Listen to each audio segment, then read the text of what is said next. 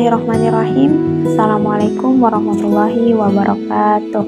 Perkenalkan, nama saya Nur Atia dengan NIM 30300122101 dari reguler 3. Di sini saya akan memenuhi salah satu tugas akhir mata kuliah hermeneutika Al-Quran. Dan di sini saya akan menjelaskan biografi dan pemikiran hermeneutika Muhammad Ar-Qaun. Nama beliau Muhammad Ar-Qaun. Ia lahir 1 Februari tahun 1928 di Taurit Mimun, Aljazair. Kemudian beliau wafat 14 September 2010 di Prancis.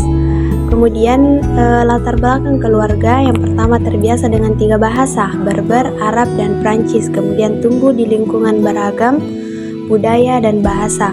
Kemudian yang ketiga berasal dari komunitas Berber etnis asli Aljazair. Kemudian yang keempat hidup di tengah tradisi sufi dan spiritualitas lokal. Kemudian selanjutnya pendidikan dan karir. Yang pertama mengajar di Universitas Sorbonne dan beberapa universitas lainnya. Kemudian yang kedua menempuh pendidikan klasik Islam. Nah, pada tahun 1950 sampai 1954 beliau kuliah bahasa dan sastra Arab di Universitas Aljazair. Kemudian tokoh penting dalam studi Islam kontemporer. Kemudian pendidikan dasar menengah di Oran.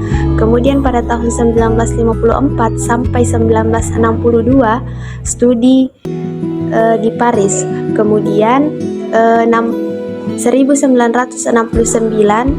raih gelar doktor di bidang sastra. Kemudian selanjutnya pemikiran dan pendekatan hermeneutika Muhammad Ar-Qaun. Yang pertama pemikiran dan hermeneutika Muhammad Ar-Qaun. Yang pertama menekankan pentingnya memahami Al-Quran secara kontekstual, sejarah, budaya, dan bahasa.